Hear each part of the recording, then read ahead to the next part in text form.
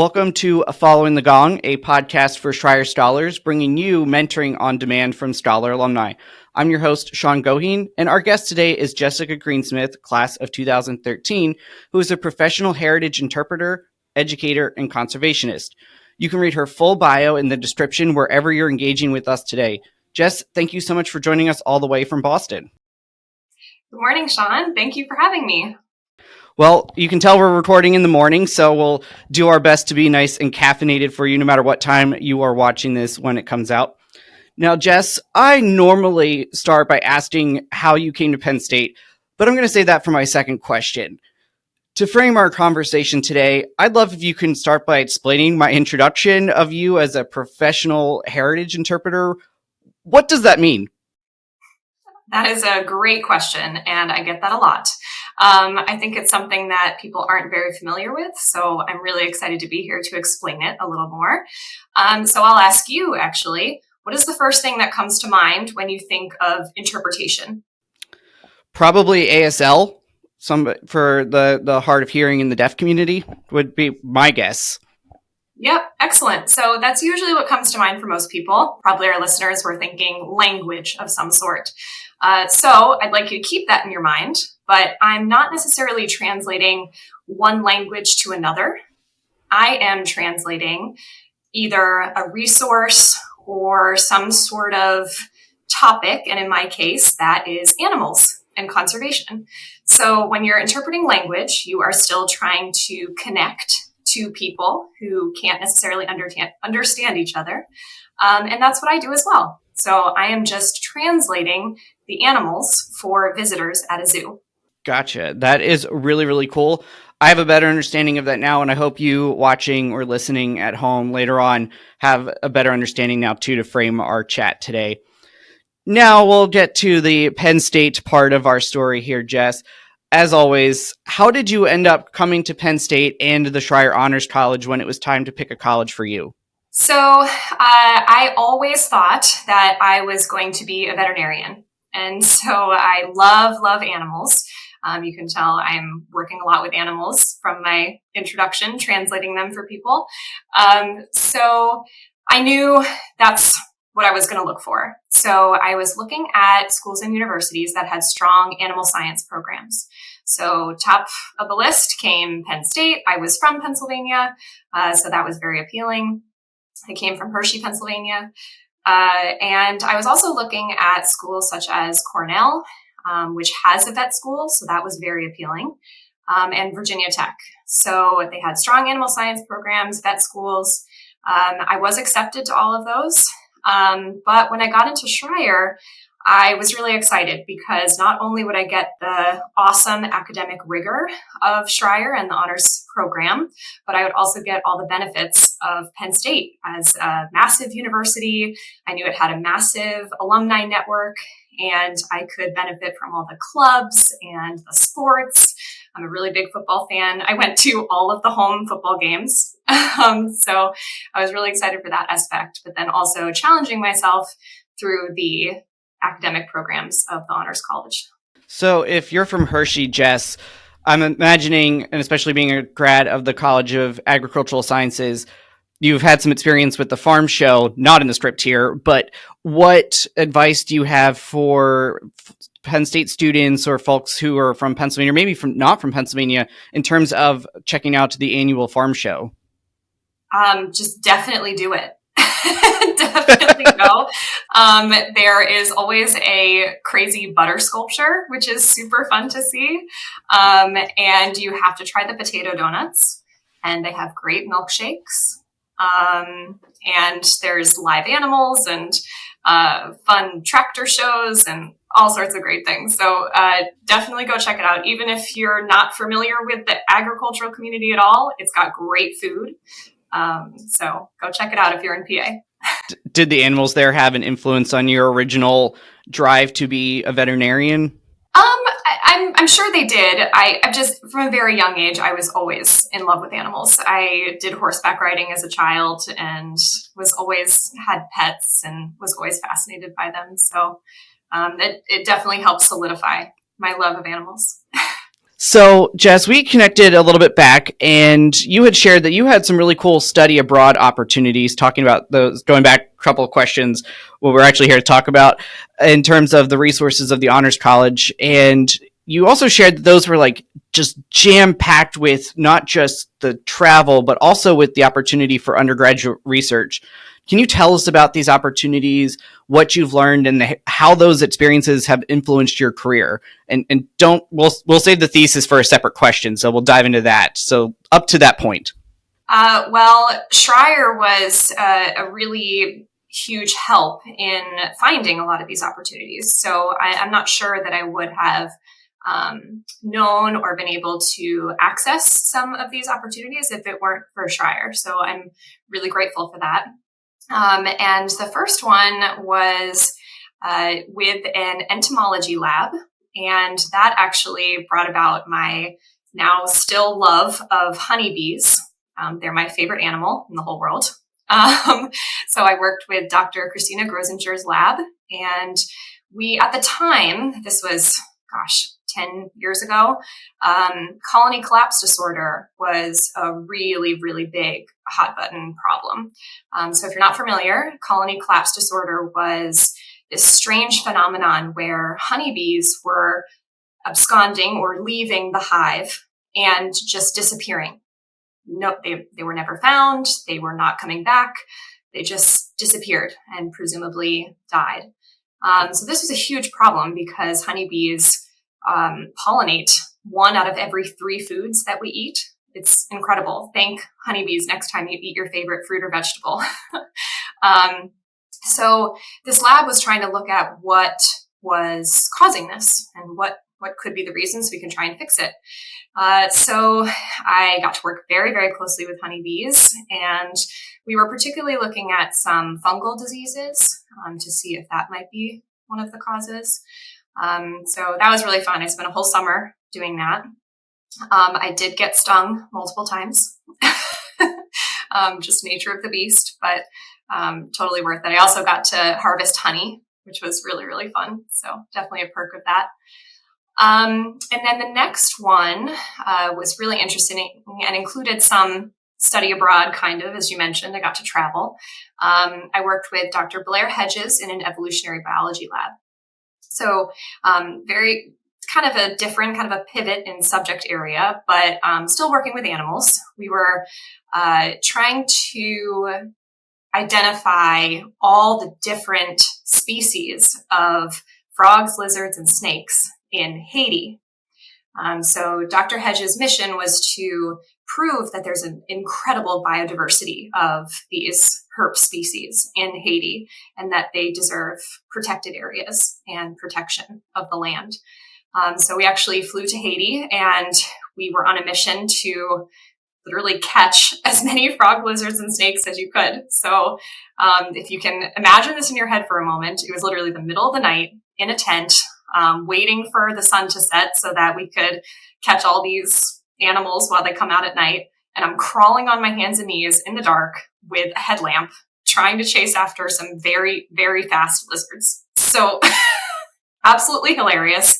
I was not very good at it, but I tried really hard. And we were pretty successful as a team, collecting several species and identifying them so that we could have just a big long list of the diversity of this area. So if you are not yet in the college, or you've got little cousins or nieces or nephews or siblings, sometimes you don't have to grow up. You can just keep on catching the frogs and toads and lizards out there. That's a really cool experience, Jess.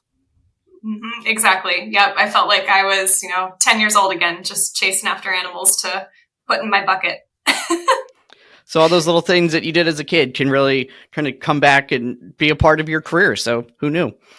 Mm-hmm. Now, Jess, when you talked about coming to Penn State, we've alluded to this. You said that you were like dead set on being a vet, but obviously we've already talked that you are not a veterinarian. So what happened that changed course for you, and how did you find what was the best fit for you? Yeah, so I hope it's not too early to say this, but I would say something I advise anyone I talk to or like to share is that it's okay to change your mind. I changed my mind a lot through my life, and that's okay. And it can be really scary. It was really scary because I didn't necessarily know what the alternative was going to be, but I just decided that I had all these experiences like in the lab, and I was experiencing all this stuff at Penn State. And I realized I just didn't see myself in a vet's office taking care of dogs and cats every day. I just realized there was so much more out there I could do. There's more animals I could care for, or more different ways I could interact with the animals than being a veterinarian. So it was kind of hard because that was a lifelong dream I always had. But I think it was also because I didn't know anything else. I just thought, I love animals, I should be a vet. But it was wonderful that Schreyer and Penn State could expose me to different things I could do with animals. So then once I decided I wasn't going to be a vet anymore, I had to figure out, okay, now what? Yeah, so then at that point, it was terrifying. And I was like, all right, what do I do? So I had a lot of close friends in Schreyer who were pursuing grad school. And I thought, okay, I really enjoyed working in these labs and doing research. I could try that. But turns out that when you apply to grad school, they are really looking for you to have a focus and know what you really want to do. So I obviously didn't have that. So I applied to all these grad schools. I really tried. I tried to nail down a focus, but it showed in my application that I just wasn't ready. And so I was rejected from several programs I applied to. And that was really tough. That was kind of the first time in my life that I'm very lucky. I had worked very hard up to this point, and I was major rejections, and it was pretty hard for me to figure out how to handle. So then I started just looking around, and I had always also really loved Disney. And so I thought, you know what? I don't know what else to do right now. I really, really love Disney. There's this awesome opportunity where I could do a professional internship with Animal Kingdom. So why not try it? And so I applied and I was accepted, and I spent the next year down in Disney World. Awesome. So we will get to that part of it because I definitely want to hear about the Animal Kingdom. But we still have a little bit to talk about at Penn State before we move down to Orlando here in our conversation. And we do want to talk thesis, but there's one detour that I would like to take because it kind of jumped out at me at what you shared ahead of time. You found something that provided both a chance for leadership, which is part of our mission in the college, and a chance for balancing your STEM-heavy academic experience. What was that exactly? I think you're referring to, I was president of the Ballroom Dance Club. I sure am. Yeah, so this probably sounds a little random, considering everything else I've shared so far. But, again, the appeal of Penn State was that there were so many different things to do. And there's all these different clubs, and you can find anyone who has a similar interest to you. So I also really love to dance. So I started taking some of the classes that the Penn State Ballroom Dance Club offers, and I even took their formal class for credit. And so that was an amazing community of people that I really loved, and started looking for leadership opportunities through them, and was the secretary first, and then became the president. So I was responsible for organizing the different classes that the club offered and finding teachers, and it was really, really fun. Did a lot of dancing. So how did that experience complement all of the academic background and the research opportunities as you moved into your career? Well, it was obviously a very different kind of thing than all the academic work I was doing. So I guess it complemented it because it gave me kind of a relaxing outlet. And it was really nice to just go dance, especially when I was really stressed from studying or had a really big project due. Sometimes I just needed a break, and would go out and practice, or it was always easy to find some sort of dancing going on. So that was very helpful for my mental health. Excellent. And things that can maybe challenge your mental health at times, but ultimately a rewarding experience, is the thesis. So tell us about your project, what you learned, and how you use that experience in your career. Yes. For any future or potential or current scholars listening, I'm sure the thesis is looming over your heads, but it was really fun, and it's a really interesting exercise to go through, and a great way to learn new things. I'll get to all the new things I learned, but it started from my true study abroad experience, which was in East Africa.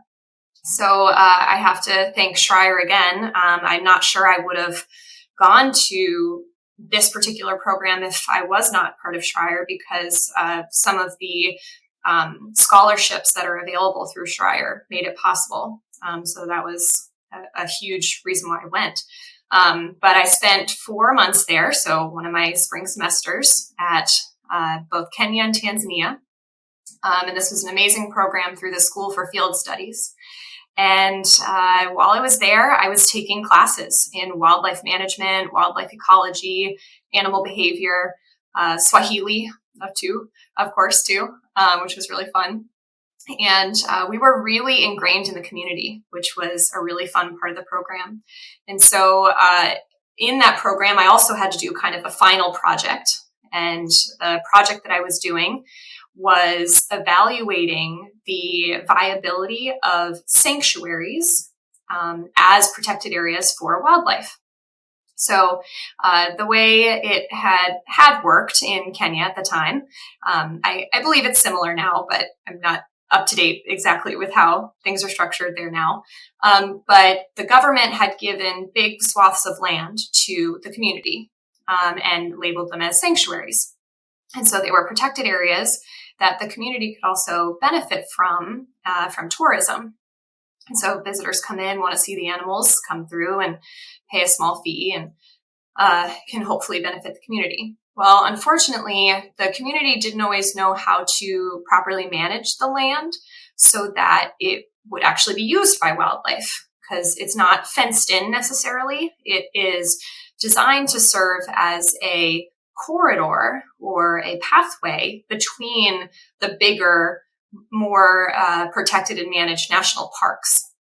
And so in a perfect world, there would be these protected corridors between that the wildlife could move. But some of these sanctuaries were used by the local community for their own livestock.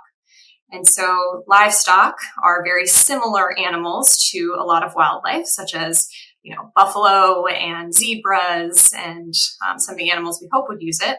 And so there's direct competition. And so I would literally walk on foot through these sanctuaries with a local guide and a Kenya Wildlife Service guard to evaluate and count the wildlife that we saw. And we would count wildlife, we would look at vegetation, and I would keep a record of everything I saw. There was only one time where I had to vary my path because there was a giant group of elephants in front of us. So I don't know if you can imagine walking through a sanctuary and just seeing elephants in front of you. But that is why we had the Kenya Wildlife Service guard with us, who was armed just in case we came across any wildlife. I did see lion footprints as well, but never saw a lion, thankfully. But that was very exciting. And so then once I got back to Penn State, I turned that project into my thesis. So I worked with Dr. Dwayne Diefenbach in the Forestry, Wildlife and Fisheries department. And he helped me kind of expand on my research. And so I had to learn some pretty advanced statistics that were, I believe, graduate level statistics that were very difficult to try and expand upon the counts I had done to prove some of the points we were trying to make, that these sanctuaries needed a little bit more management to be effective. So that is incredible, first of all, that you were, this is like actually like recommendations that you could provide to the Kenyan government, presumably, or community partners there.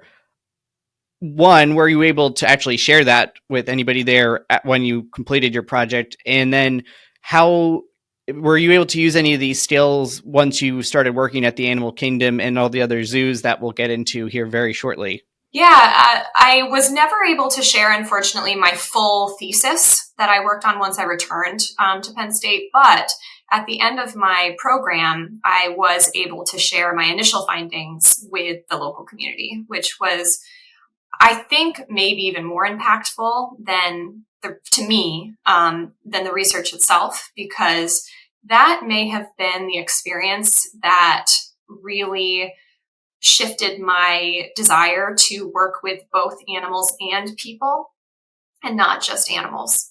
It was really powerful to speak with the local leaders and the local community about the issues they were facing, their perspective, their need for maintaining their own livelihoods and maintaining their own way of life, but then also trying to protect these wildlife.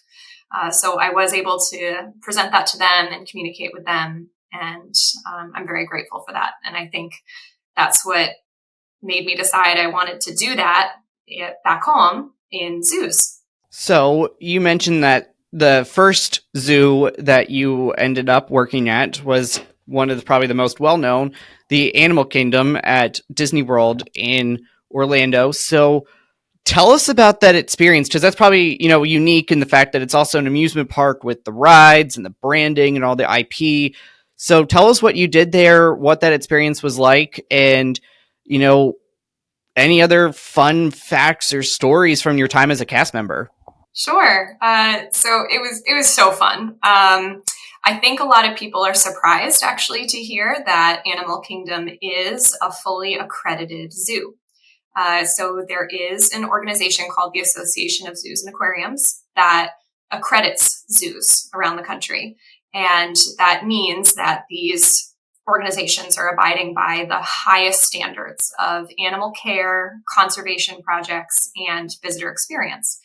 And so Animal Kingdom is one of them. It's not just a Disney theme park. So I was doing what's called a professional internship there. And I was a wilderness explorer troop leader. So do you remember the movie Up? Have you seen that Disney movie? Absolutely. Yep. So if anyone out there hasn't, it's very cute. I recommend you watch it. It's about a young boy who is a wilderness explorer, and he is desperately trying to earn his badges. And he forms a very sweet relationship with an older man down the street, and they go on a crazy adventure. So, so as part of the theming of this story, I was a costumed character, essentially, where I was one of the leaders of this Russell's troop, and I was helping.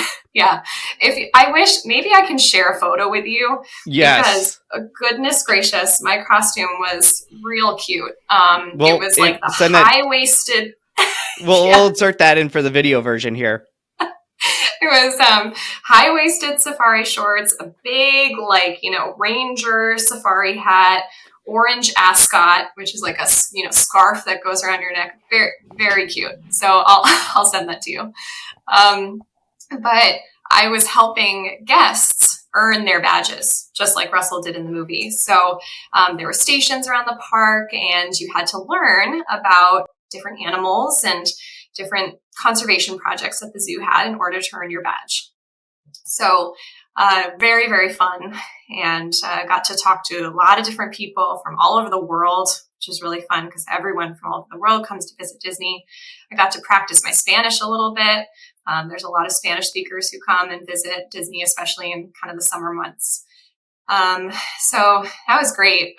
Maybe one of the funniest stories I have is I was working at the crocodile exhibit, and there were several guests who I just could not convince that the crocodile was real.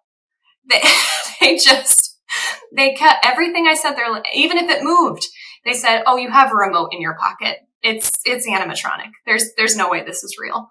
So unfortunately, I did have some trouble convincing visitors that some of the animals were real, because that's what they're expecting, because it's a theme park. But that was pretty funny. You had to tell them, hey, that's the Jungle Cruise over at Magic Kingdom. Those are the Right. fake ones, right? Like, Right. we've got the real thing here. Exactly. Yep. So you said that this was a professional internship. So obviously internships have an expiration date. So how did you go about finding the next step after this experience? Yeah. Well, I wish I could have stayed there forever, but I knew it was time to move on and try something different. As much as I love Disney, I still visit all the time. But I started looking. I loved the work I was doing in terms of environmental education. And so I started looking for opportunities around that. And at the time, actually, my dance partner from Penn State, my ballroom dance partner, is now my husband. And Way to bury the lead in our earlier in our conversation about the ballroom dance club, Jess. I think. Yeah, another benefit of joining the Penn State Ballroom Dance Club, you may find your future husband or wife. So he was headed up to Chicago for an opportunity. And so I started looking in that area for opportunities. And I found a really neat one at something that's kind of unique to Illinois. They're called forest preserve districts. Kind of similar to like state parks in a way. So protected areas of land that are used and designated for different things. There is some hunting allowed on some of them, and some of them are fully protected. So they had a fun role. It was just a year, another something with a deadline, unfortunately, but it was a fellowship in environmental education. And so I thought this would be perfect. This would be a good way for me to really dive into this new career field that I didn't know a ton about yet and see if this was really for me. So I went up there and I actually lived on one of the preserves, and I did all sorts of things. I went out with the wildlife biologists and flew in a helicopter to do more counts. We were counting deer. I've counted a lot of wildlife over the past few years. That was pretty fun. We would just fly, it's called a transect, or kind of pre-planned paths through an area to count the wildlife. The hope is that you're not double counting anything. And then I would also help them design programs, education programs for all ages. They also had a really nice nature center that I would help design signage and exhibits for, and help care for the education animals. That is really, really cool. And that kind of sets me up perfectly for my next question. So your academic background is primarily in the animal sciences, the hard biology, the statistics that you mentioned, but yet all of your career experiences is really on the people side. So how did you start building up the skill sets to work with and, going back to the very beginning, interpret the animals to people? That's a great question. So yeah, and not only was my background at Penn State more kind of technical science based, but it was also very agricultural based. So all my classes were centered around, pigs, horses, cows, chickens, very agricultural animals.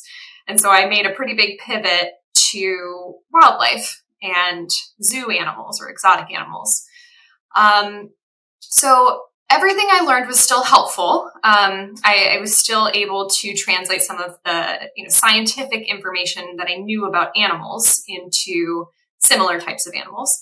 But I really had to kind of build up the people skills through these fellowships and experiences that I had. So my first few weeks, at Animal Kingdom were really scary. I had historically been very nervous of public speaking.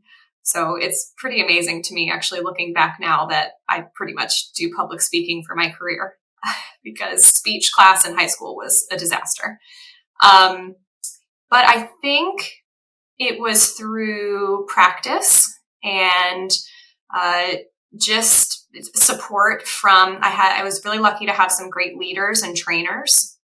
And that's a reason why now I love to train others and teach others how to do this, because I had some really great teachers along the way. But just practice, putting yourself out there. And I would say if anyone is trying to build their people skills or presentation skills, you're going to hate this, but record yourself and watch it. I still hate watching it myself, but you learn a ton and it will help you develop those skills and feel a little bit more comfortable speaking when you see yourself doing it. I will also say it's funny. It's so much easier to speak to strangers than it is to speak to my peers. I would say when I get out there in front of like a crowd of 300 at the zoo, for some reason it feels easier than speaking with my coworkers or practicing with my coworkers. So maybe practice with some strangers first, and then you can help practice feeling more comfortable speaking with colleagues. I will echo everything that you just said, Jess.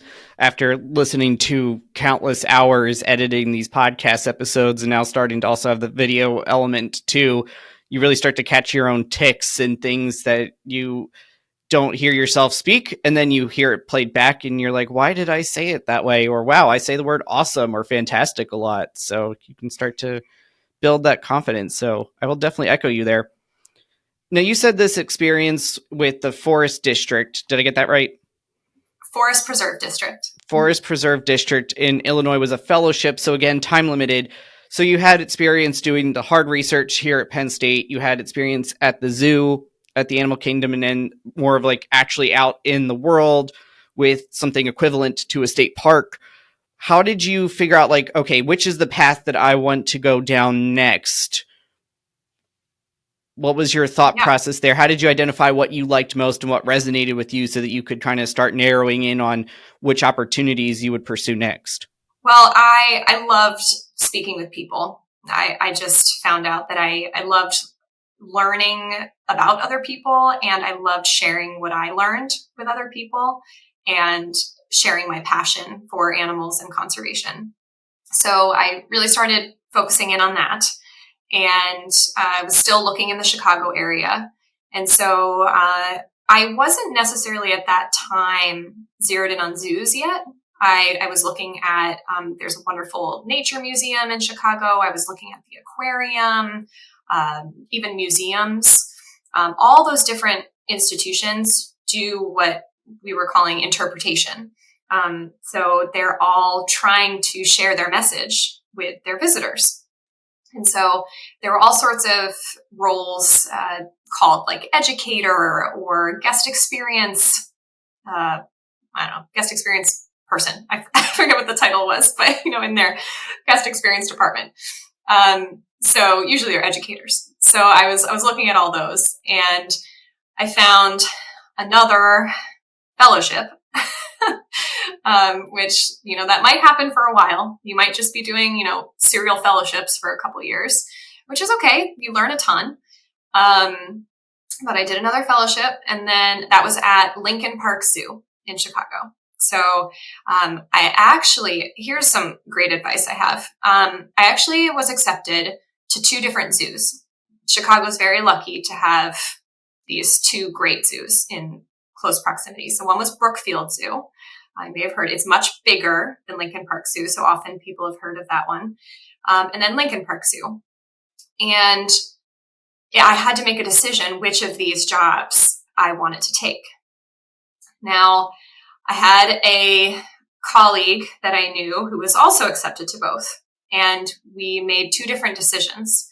I decided that I was going to turn down the Brookfield Zoo position before I knew that I had the Lincoln Park Zoo position. So it was a risk, but I really wanted the Lincoln Park Zoo one.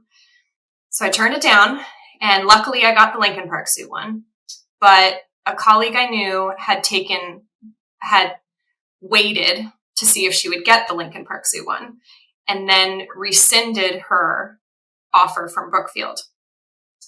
And I heard later that the supervisor was put in a bind by that rescinded offer, and really appreciated that I had said no so that she had time to find someone else. So I strongly encourage you to consider especially in a field like this, where it's very, very small community and everybody knows everyone, to really consider how it might look or how the supervisor might feel to have you reject an offer when you're kind of weighing a bunch of different opportunities, because now I have a really good relationship with that person and I encountered her further along in my career. So I suppose this is the, don't burn bridges kind of idea of, make sure you have positive interactions if you can with members of your community, because you never know when you might encounter them again. So just a little tidbit of something that happened to me that I think is good to keep in the back of your mind. Definitely. And that's something that's true for just about every industry, and not just yours, but mine and every other one that you can think of. So Jess, looking at your resume that you shared, you have experiences at a couple of different zoos in different parts of the country. Can you explain or paint a picture for us, if you will, what it's like working at the zoo? Now, I've learned there's no such thing as an average or typical day in most jobs, but give us some ideas of what some normal-ish days would be like and the differences and the similarities between the different zoos that you've worked at. Sure. It's funny you say that, because of course the first thing I was going to say is there is never a typical day at a zoo, but I'll do my best. So zoo days start very early. So the animals wake up early and need to be fed early. So I would say the toughest job at zoos goes to those zookeepers. I have so much respect and so much admiration for zookeepers.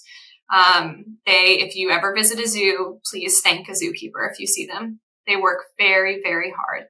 And they are in first thing in the morning, usually 6:30, to prep all the food. These animals eat better than I ever will. They get the best of their food, and it's freshly prepared every day. And so the keepers come in, they prepare the food. Animals often get enrichment. So if you have any sort of animal or pet at home, you are probably providing enrichment for your animals in terms of toys and treats and fun things you do with them. So we do all those same things with the animals at the zoo. They get new novel things every day to keep their minds active and keep encouraging natural behaviors like they would in the wild.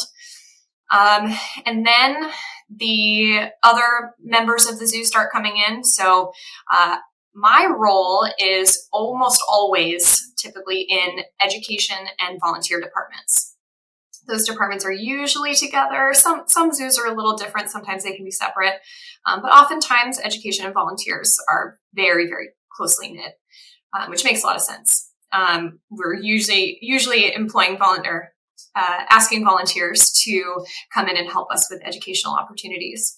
So I would usually get in pretty early as well, because that's when our programs start. We start programs right when the zoo opens, and we are out there interacting with visitors. So zoos have, I would say, so a little bit of a generalization, but 3 major goals. So zoos are really looking to provide top-notch care for their animals. They are looking to further conservation efforts, so do their own conservation projects and contribute to conservation efforts around the world, and have an amazing visitor experience. So zoos would not be zoos without their visitors, without people who go see them and support the zoo. So a really big part of my job is making the visitor experience excellent and providing opportunities for them to learn about these conservation efforts, learn about the animals, and want to keep coming back, or maybe even become members and continue supporting the zoo and support conservation on their own time.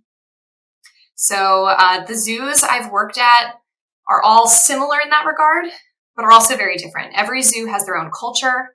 If you probably noticed visiting other, if you visit more than one zoo out there, you've probably seen there's different animals, there's different focuses. Some animals are only North American zoo animals, which is really cool. In Hershey, Pennsylvania, there's Zoo America, which focuses on North American animals. Some zoos have animals from specific areas of the world or all over the world. And they all have their own special flavor and culture. So I actually make it a point whenever I visit a new city to go check out their zoo, because it tells me a lot about the city and kind of helps me understand that area. And it's also just really fun. How many zoos have you been to? Do you have a count? Oh gosh, I don't have a count. I should start keeping count. Wow, it's probably been, so there's now, I think the latest count I saw, there's 230 accredited zoos in the country. I don't know if I've scratched the surface. Maybe I've done like 25. That is still more than probably anybody watching or listening to this today. So that's wild, pun intended. So I guess kind of as a follow-up to that question after my very hard-hitting statistical count question. So I'm guessing that like that kind of education piece can cover the signage, right? Things like that, where you see the fun facts about, explaining the animal with the pictures, or, at 10 o'clock, we've got the birds show with the parrots and the owls and different things. And even at Disney, you've got the costumed stuff people like you had. And I did meant to ask, did you give out like soda cap medals? Was that what you gave out? Please tell me that's what you gave out. No, unfortunately, we did not. You could buy, that was a pin. If anyone's familiar with pin trading at Disney World, that is a very popular pin, the soda cap pin. But no, we gave out stickers. Gotcha. So am I right though in like the shows and the signage? Is that kind of what your area was typically focused on? Yes. So the specific things that I did at the different zoos was a little different and covered each one of those things. So for example, at Lincoln Park Zoo, that was my first job in the zoos. I was really focused on, as you called it, the shows. So we called them programs and demonstrations. And I was the one on the microphone, in front of the 300 people in the amphitheater watching the seals go through training and feeding. And so what we really focused on, and kind of what this field of interpretation now is trying to focus on in zoos, is the why we do everything that we do in zoos. So it's not necessarily just a show for entertainment. We do want people to be entertained. It's a very important aspect of the program to have fun, but equally important is understanding the why. So we would really focus on this presentation you're seeing is so that the seals get a healthy, nutritious diet. They get all the food that they need, but then they also are learning these amazing behaviors that help us care for them. So we're not just teaching them to jump through a hoop or balance a ball on their nose. They're actually learning how to open their mouth so the keepers can brush their teeth, or present their flipper so that we can trim their nails. Yes, seals do have nails that need trimmed. So all of the behaviors you're seeing have a purpose. Zoos have come a very, very long way in the last 50 to 100 years. And so they used to be much more of a place for, it was just entertainment. Like we're really we want to come and see the spectacle of animals we've never seen before. Now, I really believe accredited zoos are a place where conservation is happening and animals are very well taken care of. And they are helping connect people to other areas of the world they may never see, and helping them understand how they can contribute to conservation. So I was talking about demos, but then I also did signage, like you're talking about. So what's really fun is that my role gets to work very closely with other departments at the zoos, and that usually means, in terms of signage, communication department. So communication department might have graphic designers and other people who are helping to actually build the sign and make it look really beautiful. But my role is working on the text and what are the words that should be on the sign to really help make that connection. Always about the connection. How can people relate to the animals and not just learn about it? So it was really fun to work closely with those graphic designers to make things pretty. And then I would help provide the messaging that goes onto the signs. So kind of following up that last part, because there's a lot to unpack and I have some follow-up questions, but that last part there, like your role was really cross-disciplinary, cross-functional, collaborative, pick your word that you want here. So can you explain how like all of that fit into the bigger picture for the zoo? And then most importantly for scholars watching or listening, like how can they take what they've learned from you right now and apply it to any organization here in the 21st century that really requires those collaboration and teamwork skills? Yeah, well, zoos are typically very small communities, very tight-knit communities. So a lot of these zoos we're not giant organizations that have a lot of staff. And so there is oftentimes a requirement to kind of stretch your purview and help across the organization to do a variety of different things.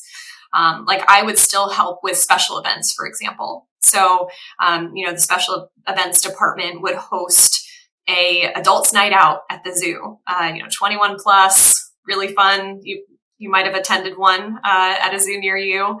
And they would call upon other people in other departments to come and help. So I would do an educational table at the event and things like that. So I think it's a really valuable opportunity to, learn about the other aspects of your organization. And it's important to know all the different things that are happening in your organization. So I think that makes you a better employee yourself. I wouldn't be able to share the message of the zoo accurately if I didn't fully understand what my colleagues were doing and what the keepers were doing day to day to care for the animals, and what the conservationists were doing out in the field to actually study the local wildlife. So I recommend, and I usually try and make an effort to get to know other departments, see what other departments are doing. Not only does it make your experience at an organization more positive, you'll actually make some friends and, learn new things about other people. But it'll just make you a better employee because you'll have a better understanding of how your organization operates. And that definitely applies for every industry. If you're a doctor, get to know what the nurses do, the radiology techs, the orderlies, everybody, the billing people. So fill in your industry there. I think that's really, really good advice, Jess. Now, when I looked at your resume, something that really, I guess, personally resonated was a lot of your recent roles, and you kind of alluded to this, were focused on volunteer programs and volunteers for the zoo. And that's a big part of my role here at the Honors College is our alumni volunteers. So how do you approach working with volunteers opposed to paid employees, and maybe frame it in a way that our scholars can take from the volunteer angle for either their student organizations or hopefully when they volunteer with us in the Honors College or other community organizations as alumni? Sure. So I love volunteers. Oh my gosh, they're just amazing people. I mean, these are people who are donating what I think is the most precious resource in the world, which is time, to something that they presumably care about in some way. And they come from all walks of life usually, right? They're coming in for all different reasons to volunteer. So it's just another opportunity to meet new people and learn about people and why they're there and why they want to volunteer. So volunteers are very, very special to zoos. Zoos don't necessarily receive, endless supply of funding. So it is usually essential for a zoo to operate using volunteers in some capacity. So it's very important for us to foster that volunteer community. I felt very strongly that, volunteers should feel a part of the organization and and know that they are contributing in some meaningful way. And I always consider volunteers an audience as well. So they're one of my audiences. I have visitors that I interact with. I have, my colleagues I interact with, but I also have my volunteers. And they're an audience that's also learning about the animals, learning about the organization. And then they may become employees in the future, or they may become advocates for your company in the future, or something like that. So I think it's always really important to treat volunteers with respect and make sure that they feel connected to the organization, because you never know how they might interact with the organization in the future. So I loved working with them, and I hope that I will volunteer at some point myself in the future. And if anyone out there listening is interested or has been thinking about volunteering, I am going to make a plug for volunteering at a zoo.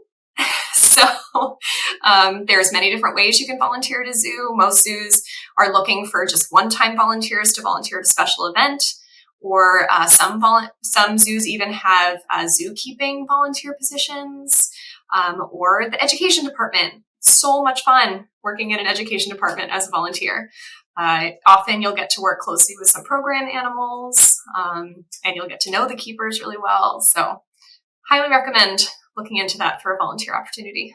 And if you live in an area where there may not be a zoo, obviously check out your local animal shelter. They're always in need too. And especially if you're not in a place to necessarily adopt a dog or a cat or another animal, still great way to get your fix of the little floofs. So definitely recommend that. And if you have other interests like art or helping the underserved, so many great nonprofits out there wherever you end up as an alum to get involved with. Plus, many right here in State College or near your other Commonwealth campus as a Penn State student. So be sure to do what Jess said and volunteer. Now, Jess, like 2 questions back, we talked about kind of the evolution of the zoo from this entertainment to education, and think back to like any movie set in like the turn of the century, like the 1900s. Dumbo kind of comes to mind, right? And there's a lot of misconceptions even today that like that's all the zoo is. But you elaborated, it's an educational place for the most part, as long as it's accredited, of course.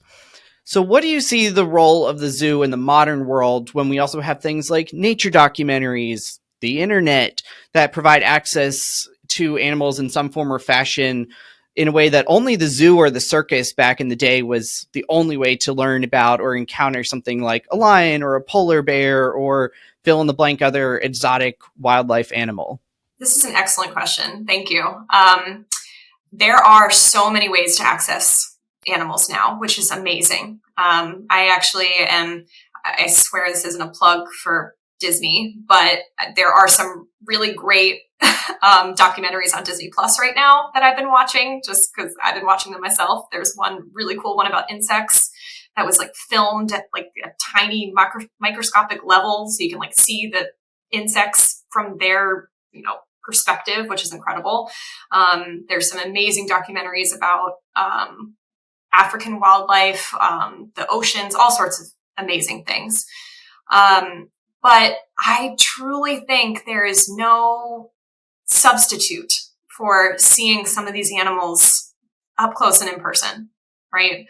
And many people will never get to see them in the wild. So if you can, that's amazing. And I'm so lucky that I was able to see some of these in East Africa.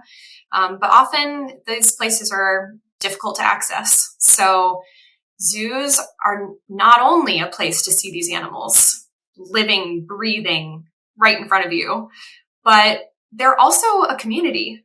So something I love about my local zoo, which is now, I'm in Boston, and my local zoo is now the Stone Zoo.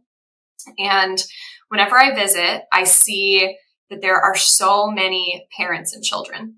And it's really, really nice to see that parents are coming in, taking their families, caregivers are taking their families, and it's a fun place to be with your family and friends.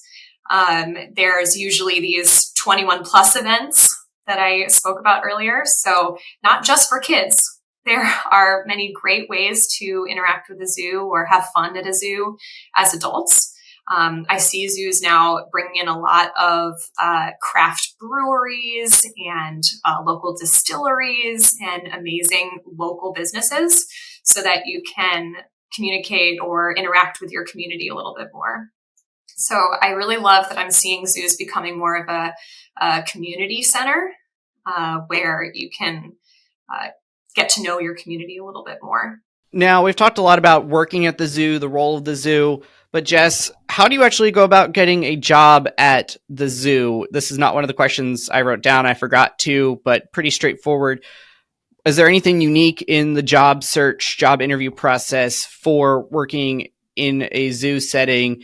And I think you had an interesting piece about particularly one of your past roles at the DC Zoo. The name escapes me. I'm sorry.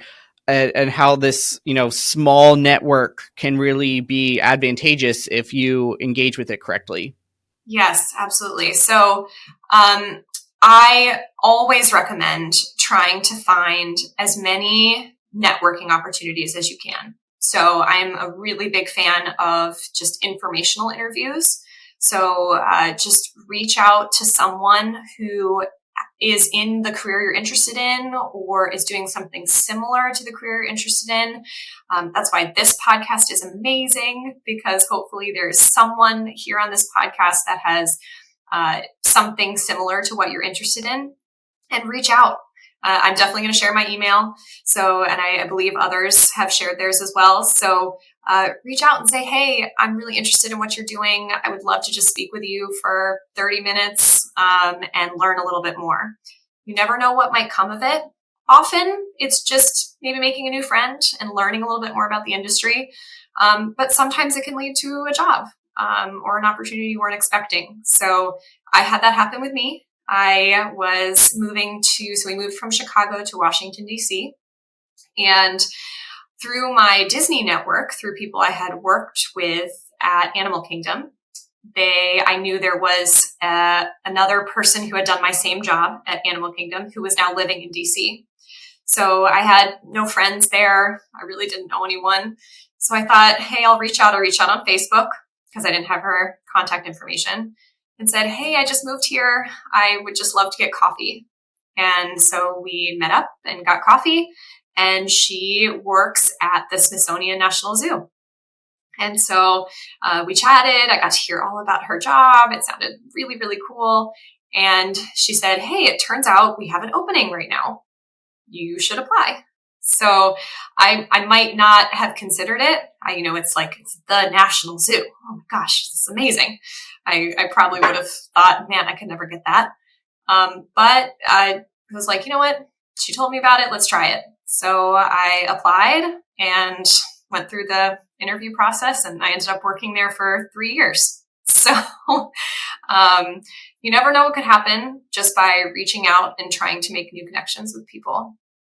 So highly recommend that if you're moving to a new area, or even if you're just looking to change jobs or find something new, reach out and see what you can learn. And we'll get your how to get in touch with you at the end of the chat. So don't worry, we'll make sure we have that down in the description or in the show notes if you're listening to the audio version. And I think that's really, really good advice. And, make sure you're connecting with the Penn State network generally, but specifically you've got the Schreyer network, any contacts you make in internships or summer jobs, things like that, and your home college or campus too. So you've got lots of sub networks within the Penn State network to plug into as well. So great advice, Jess. Now, at the time we're recording this is March 2024. You're currently out of the workforce. So What is the story behind that? And what advice do you have for scholars who are in a similar position? Maybe they just graduated, they haven't locked up a job yet. Maybe it's by choice, they need a gap year, elder care, personal health, something like that, or through something it wasn't their choice, like a layoff. Yeah. So I am currently not working at the moment. I stopped working at the Franklin Park and Stone Zoo, which is called Zoo New England, here in Boston, back in August of 2023. And that was because I had my son, James. He is now 17 months old. And I decided I was going to spend some time to stay home with him, which I feel very, very grateful that I'm able to do. And he's now my new audience. So my husband keeps reminding me that he cannot just know about animals. So I have to teach him other things. So Peter, if you ever listen to this, I promise I will teach him other things than just animals. But he does know a lot of animal sounds. So I'm very, very proud of that. So yeah, I decided I want to take some time to focus on him for a little bit.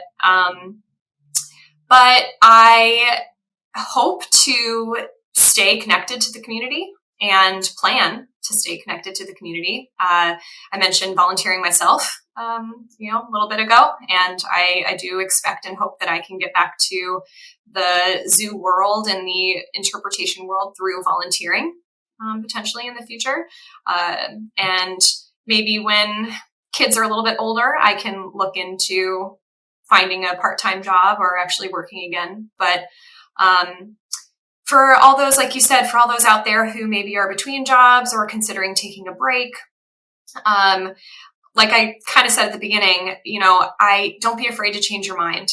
It's terrifying to, maybe the job you're in right now is not working out for you and you're not as happy as you were before, or you think you'd be happier doing something else. It can be really, really scary. But sometimes that's the jump you need to take. And so, of course, do some research and see what's out there and what opportunities are available for you. In the meantime, if you're looking for what to do while you're looking for a new job, volunteering, we've been plugging a lot in this because you never know what could lead to. Volunteering often leads to a job. Oftentimes jobs open up quickly. And I know in the zoo community, we've definitely pulled from our volunteer corps for open jobs because we know them and we know what they can do. And we know that they're people we want to spend time with and be coworkers with. So that can be a great opportunity. And I also stay involved in professional organizations. So I think most careers out there have some sort of professional body. And so for my field, it's called the National Association for Interpretation. There's also, I had mentioned, the Association of Zoos and Aquariums. That's the body that accredits zoos, or one of them. I will say there's another one as well called Zoological Association of America, ZAA. But these organizations often also have opportunities where I've served in the past as what's called a state representative. So I was responsible for connecting my state's membership with the leaders. And also even like conferences. I would go to yearly conferences. I would present at conferences, volunteer to present work that I had done. So these are all ways you can continue to stay involved, even if you're between jobs or looking for something new. So you can just keep your finger on the pulse, as they say, and stay connected. I can think of a few jobs that would be better suited to prepare you for parenting than yours between the interpretation and dealing with animals. There's no true preparation for parenting, but I think that might be the next best thing is doing what you've done for a career, Jess. So I think you have a leg up on the rest of us. Now, before we kind of wrap up and our last couple of questions here, obviously being a parent is a full-time job. You've had full-time jobs working at the zoo. How do you and your family find balance? What is somebody who you work at the zoo? So what do you do for fun? Because that might be what the rest of us do is go to the zoo or similar kind of community places. Sure. Well, I will say my family and friends make fun of me because I really do truly enjoy going to zoos. And so Everyone's always saying, I would never go to my place of work on a day off. But I'm like, oh, it's Saturday. Let's go see the zoo. But besides that, I also really love to spend time outdoors with my family. So being outside, I feel like is just so therapeutic, just being out in the sun, out in the fresh air. So highly recommend, especially if you have a desk job or where you're sitting at your desk a lot or you're indoors a lot. Take your lunches outside, go for a walk. It can do wonders. Actually, behind me, if you're watching the podcast, behind me is a mural of mountains that I painted because my family loves to ski. So this is Big Sky, Montana behind me, our favorite place to ski. We do still dance occasionally. It's a little bit harder to find time these days with James, but my son and I have dance parties ourselves. So, and I really enjoy, my favorite way to unwind at night is just to read books or watch a movie. So we try and have quiet time when we can as a parent. If any parents out there will understand, just take it when you can. And if you're not one yet, and you may be someday, well, you'll understand at that point. And you went from doing the waltz and the tango and other things that you might have done in the white building to probably dancing to Baby Shark. So, yes, yep, and a lot of Disney songs, which probably won't be surprising. Nope, not at all. Now, Jess, what kinds of questions we talked about a lot of different things today. What should I have asked? But because I'm not an expert on these things, you are. Did I not think to ask? Or another way you could phrase this is like, what kind of questions have you gotten from interns in the past? Maybe those who've reported to you, like junior employees or volunteers, your family and friends, or maybe even, I know he's a little bit young, but what kind of questions do you get from your son about the zoo? Oh gosh. I think the most common question I get is just, how do you care for the animals? And just kind of like your first question of like, what's a day in the life like? So I think this also goes back to kind of the misconceptions, I guess I'd say, that people have about zoos. I do sometimes get questions of like, how could you work in a zoo? I thought you loved animals. And I do like to say that I wish zoos weren't a necessity. I sometimes, I wish there wasn't a zoo I needed to work at, like in a perfect world, all of these animals would live peacefully and in a healthy environment where they're native to. But unfortunately, that's not possible now in a lot of places. And almost all animals that you see in zoos were likely born in zoos. It's very uncommon now for any animals to be taken from the wild unless there is a safety reason. For example, they were injured, or a really big issue with animals right now is wildlife trafficking. So animals illegally taken from the wild, and then zoos step in to provide them a home when they can't be returned to the wild. So I think, I wish zoos weren't necessary, but they're still very important, and they're important for sharing these messages and helping people learn, but also caring for these animals who don't have anywhere else to live. I do hope that people think more about zoos, and not just zoos, like you mentioned. I'm so glad you mentioned the Humane Society and shelters and other organizations that are working for animals, even your local parks, and any museums even sometimes have like live animal collections, or nature museums. These are all doing great work to further the mission of saving wild places and wild things. So take a look at what's in your community and consider visiting and supporting them. Absolutely. And I brought that up only because yours truly has adopted 3 different rescue dogs. So that's a special thing for me, making sure, adopt, don't shop. I will proselytize there for a second. Now, Jess, we're going to go into kind of the tail end of our chat today. And this is your chance to brag a little bit. What would you say is your biggest success to date? Oh, goodness.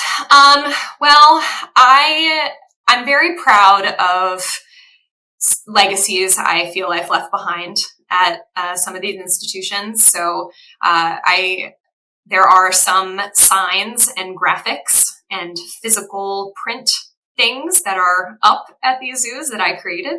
So I'm really excited to share those with my family and friends. And it's fun that hopefully they'll stay there for a few years to come. And I love to go visit. The local zoo has several up, and I love to just see other visitors interacting with them and reading them. So that's a fun, lasting impact that I hope I'll continue to have on visitors, even though I'm no longer there. And then there are several, conversations with visitors that kind of stick out in my mind where, similar to what we were just talking about, there was a visitor in Chicago who came up to me and was like, I don't like zoos. How do you work here?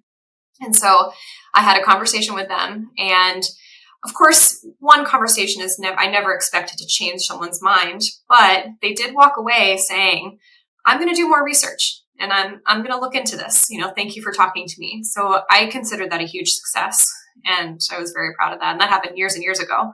And so, every conversation you have with someone matters, and you never know what they'll take from it. So I'm very proud of those. Well, hopefully we can add this podcast episode to that list of conversations and legacy pieces. And hopefully you can send us some photos. Maybe we can drop them in the video version and throw them up while you're talking about them back a minute ago.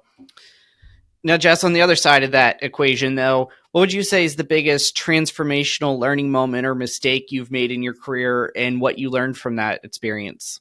Yeah, I think I kind of spoke of this very, very early on at the beginning, but I would say my biggest learning was when I didn't get into grad school. that was my first really big failure. And believe me, there's many failures since then. But I think that was the first really big one. And I'm really grateful for it, because it helped me realize that this will happen and things will not necessarily go the way that you want them to go always. But I kept moving forward and looking for new things I wanted to do and new things I was excited about. And it led me to a really great place. So, failures are really scary, but they will happen. And most times things do work out. It just takes a minute or maybe years to prove what the plan was, but it usually works out as long as you put in the work, right? Yes. So Jess, something we haven't talked about too much. How do you approach mentorship, both as a mentor to others and as a mentee from others? And how do you suggest that students approach those opportunities? Well, I think, mentorship is really a continuing conversation, I'd say. I have, one mentor that I've had for years now who, I just check in with as often as I can, which sometimes is once a month, or once every other month. Sometimes we go a while without checking in, but I really try to make sure, we never lose connection. So I think, if you find someone who you trust and who has a similar path to you, or just whatever it is in common to you that you'd like to learn from, often I find my mentor-mentee relationships, we learn from each other, and you'll continue to grow. So, she continued to grow through her career. I continued to grow. Sometimes we diverged. Sometimes we came back together. But through that, we were able to learn more from each other. So we've talked a ton about connection so far in this hour or however long it's been. So, I think just reaching out and trying to maintain those mentor-mentee relationships if you can, through it, even if it's just your employment, right? If you're just with an organization for a few years or even less, just try and set up regular calls. Say, hey, let's just chat once a week. Let's chat at this time once a month. So you can really stay connected and both of you benefit from that relationship with each other.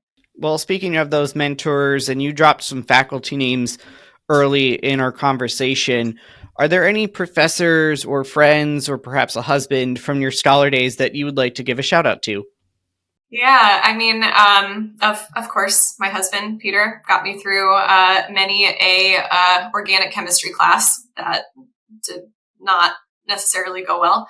But yeah, my fellow scholars. I mean, your fellow scholars know what you're going through and are in the same boat. You know, stressing about the same classes. So lean on each other and help each other out. I did a lot of study groups with my friends, so definitely lean on them when you can.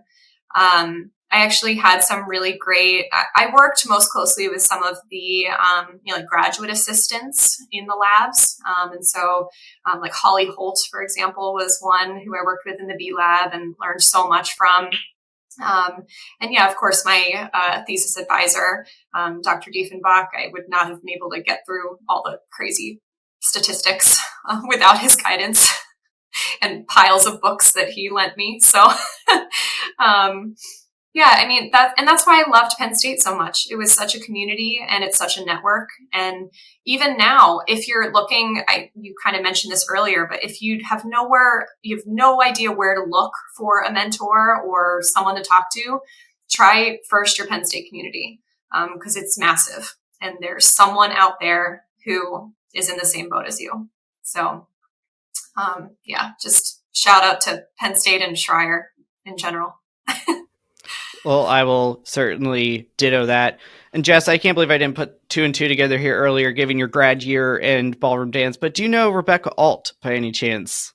I do. Becca Yes. is one of my best friends. She's big into ballroom dance, so I imagine that you probably had some overlap with that activity. We did overlap. Yes, that's so funny. Usually that never works. Like usually No. people are like, "Oh, do you know this person at Penn State?" I'm like, "Okay, you can try, but probably not." But that one worked. That is awesome. So we'll give a shout out to a fellow ballroom dancer, Becca. And you talked about organic chemistry. I struggled with ballroom dance. That was the one I struggled with. I failed 2 tests in my life, and one was the ballroom final. So you can shame me for that. That's okay. I still graduated with honors. That's what matters. Good. Now, as we're wrapping up our time, do you have a final piece of advice that you wanted to leave for scholars to make the most of their time here at Penn State and in the Schreyer Honors College? I mean, besides everything we've already talked about, I would say just join a club. Find something at Penn State that you're interested in and try it. Even if it's something you've never done before. The ballroom dance club was really huge for just my sanity and doing something fun. So join a club. Your academics are important. And all your work at Schreyer is very important, but do something fun. It'll be great.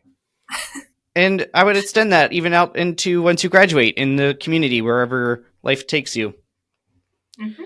Now, going back to way earlier in our conversation, you mentioned about connecting with you afterwards, and that's the exact whole entire point of this podcast is to learn about you. This is an informational interview, basically, and teeing up our scholars to connect with you afterwards. So what is the best way to do that? So unfortunately, I don't check LinkedIn very often, so don't try LinkedIn. You'll be able to find me, but I might not answer. So I highly recommend email. I'm very responsive on email. Hopefully, I think Sean will leave my email in the comments and all the other resources, but I will say it here just in case. It is JL Greensmith 2 at gmail.com. So JL Greensmith 2 at gmail.com. So that's a great way to reach me. And I would say put Schreyer in the subject line, so that way I don't miss it. Excellent. You heard how to get a hold of Jess. And even though she doesn't use LinkedIn a lot, you should still make sure you follow the Schreyer Honors College at Penn State on LinkedIn to stay up to date with everything. And before I get to the hardest hitting question of our interview, Jess, reminder, you should like and subscribe or follow, whatever the correct verb is, wherever you're following us. Make sure you go and do that before the end of this video, because if you're still with us, we know you liked it. Now, the hardest question of the day. If you were a flavor of Berkey Creamery ice cream from your home college of the College of Agricultural Sciences, which would you be? And most importantly, as a Scholar alumna, Jess, why would you be that flavor? Sean did ask me this question ahead of time. And I just have to say it was kind of torture to ask me ahead of time because now I'm scrolling the website and all I want to do is order Penn State Creamery ice cream. So thank you for that. I'm still saying they should sponsor this. I've said it before. So if anybody knows anybody there, happy to talk. Yeah, that's a really good idea. Gosh, I miss the Creamery ice cream. Well, I just have to say my favorite flavor to eat myself is the cookie dough. Oh, good choice. Right? Because it's the only place I've ever found that has cookie dough flavored ice cream with cookie dough bits. That means everything. It's not just vanilla ice cream. So, that's some deep analysis right there. I never thought of that. That's why it's so good. I didn't. Mind blown. Extra cookie dough, right? Yes. But I guess to answer your question, I probably would be like Arboretum Breeze, which is also a really good flavor that I enjoy. Ooh, deep cut. Yeah. I mean, partly because, I couldn't help make the association of like Arboretum and like, I love the Arboretum. It's a beautiful natural space to definitely go hang out there. Amen. Yeah. But I guess also there's kind of a lot going on in Arboretum Breeze. There's like mint ice cream and chocolate chips and raspberry. But somehow it all works together and it all works into an amazing flavor. So I guess like my career has been all over the place and I never know where it was going to take me, but it worked out. Not in the way I expected, but it worked out beautifully, just like an Arboretum Breeze. That was a stellar answer, Jess. Thank you. And yes, shameless plug for our friends at the Arboretum. It is truly one of the gems here at University Park. So especially in the spring. Ooh, excellent. Beautiful.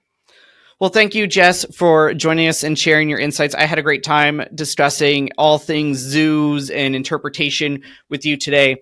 Before I let you have the last word for Scholars, again, if you're watching the video version, be sure to subscribe, like the video, leave us a comment down below. If you're engaging with the audio version on something like Apple Podcasts or Spotify, be sure to follow us on whatever that podcast app that you're using is and leave us a rating. And with that, Jess, I'm going to let you have the floor for the last word. Great. Well, thank you, Sean. It was a pleasure to be here. And to all the potential scholars, current scholars, past scholars out there, thank you for listening. And I hope you get something from this chat and go out and volunteer or visit your local zoo or just reach out to me for a chat. So I'd love to talk to you. So thanks, Sean.